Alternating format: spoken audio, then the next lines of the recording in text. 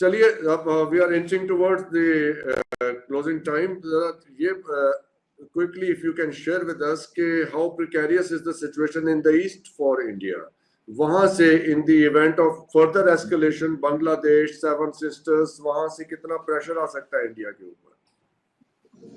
देखिए, वो तो बाहर की बात बाद में। आप देखिए, कल ही उनका एयरफोर्स का एयरक्राफ्ट जो है उसने अपने ही इलाके पे बॉम्ब कर दिया, and now they are saying Madhya that Pradesh. Indian Air Force is a threat to its own people. So वो बेचारे, they are very kind to us. जो काम आपने करना था वो पहले ही खुद कर रहे हैं। So you should not worry about that. They are very good at it. Last time also Pulwama में भी they shot their own helicopter. So Yes. they are very good at it. So they do us favors. We are grateful to them. They are very good neighbors to us. As far as the other opportunities are concerned, आप देखिए कि आप कह रहे हैं कि you are a low riparian state, therefore you are vulnerable. But Nepal is upper riparian state and it is also suffering India's politics on water. Bangladesh को भी इंडिया पानी पे अजियत कर रहा है। यानी अब वो इनका, आई डोंट नो, एक ऑब्सेशन है। पर मजे की बात यह है कि पानी एक कुदरती वसीला है और पानी को जब आप बंद करेंगे तो वो ओवरफ्लो करेगा और उन्हीं के लैंड्स को इनंडेट कर देगा। सो उन्हीं के फार्म्स जो हैं, उन्हीं का एग्रीकल्चर तबाह हो जाएगा। आपने Yes. तो अपने मेजर ले लिए हुए हैं। So it's a very short sighted, जैसे हमारी जुबान में कहते हैं ना, गीदड़ भपकी। ये गीदड़ Yeah. भपकी है, इसको बिल्कुल हमें बिल्कुल। इतना और सीरियस जी, उसे बंद करने के लिए कोई डैम बनाना पड़ेगा। क्या मोदी साहब आगे आके खड़े हो जाएंगे? पानी की क्या करेंगे? कैसे रुकेगा पानी? उसके लिए कुछ करना भी पड़ेगा।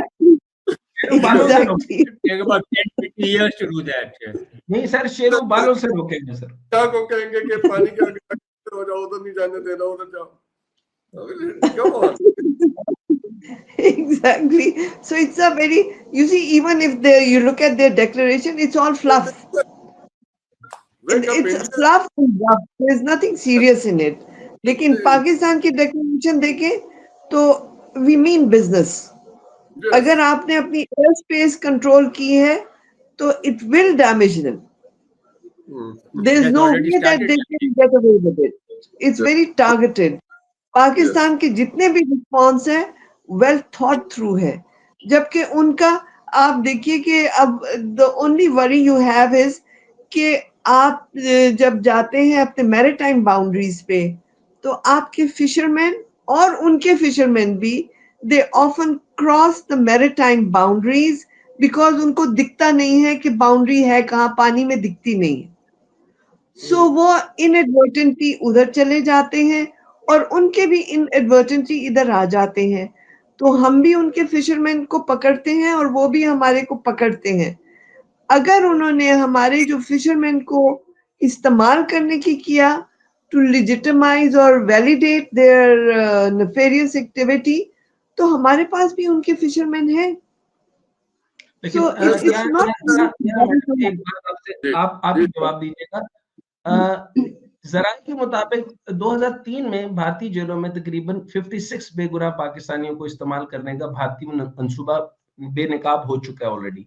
अच्छा, अभी आने वाले वक्त में इतला आई है मुझे एक जगह से कि 56 जो कैदी उनके पास हैं वो ये दूसरा फॉल्स फ्लैग ऑपरेशन किसी जगह ये ऑपरेट करने वाले उन्हीं फिशरमैन का, जिनको मैंने आपको कहा कि एलओसी से ये कल मजाक भी कर रहे थे कि ये कैसे आना जाना होता है। इनको ये पता नहीं है कि वाकई बॉर्डर का पता नहीं चलता, उनके इधर आ जाते हैं, हमारे उधर चले जाते हैं।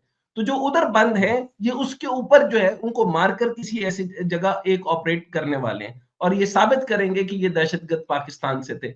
ये एक और काम होने वाला है।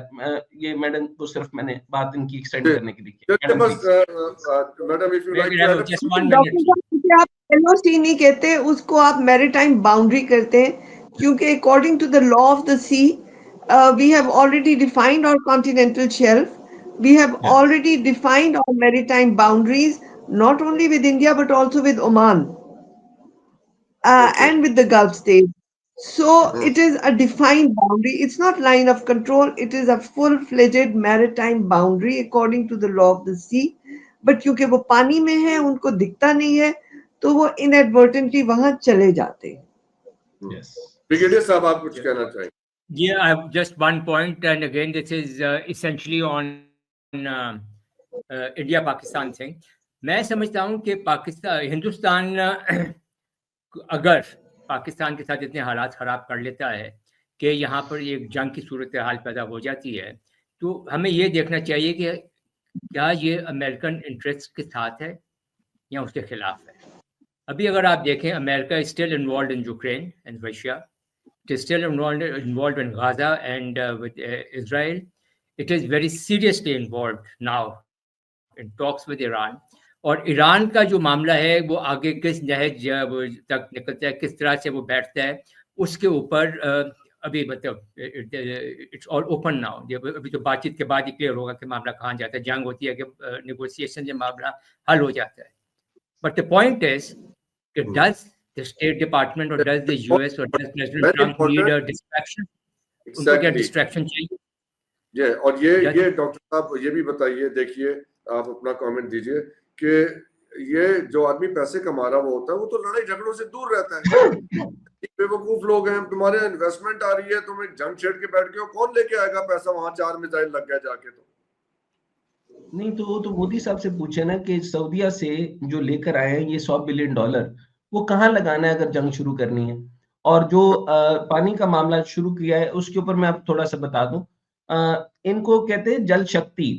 तो ये जल शक्ति के जो इनके जो छोटे से शेरू हैं, मिनिस्टर जो भी होंगे, इनके जो वजीर है वो उन्होंने कहा है कि हमारे पास 3 किस्म की स्ट्रेटजीज हैं। वो है, अच्छा सर ब्रिगेडियर साहब फिर उर्दू की कोशिश की है मैंने, वो है कलील मुद्दती, वस्त मुद्दती और तवील मुद्दती।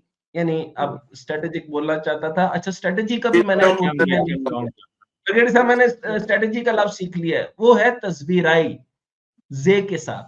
अच्छा अब ये तस्वीराई मामला तो इनके ऊपर छोड़ देते हैं। खैर इनको ये भी पता नहीं चलता, ये हिंदी भी बोलते हैं तो वो मुझे समझ नहीं आती, पता नहीं क्या बोलना चाहते हैं। खैर अभी सर मैं जो इंपॉर्टेंट बात कर रहा हूँ, ये $100 बिलियन लेकर आए हैं और पूछते हमसे हैं कि सिपह सहाबा कौन है, लश्कर जंगवी कहाँ है, लश्कर तैयबा कहाँ है, बनते यहाँ पर हैं, पैसा इनको इंडिया से आता है, नजरियात इनको सऊदीया से मिल रहे हैं।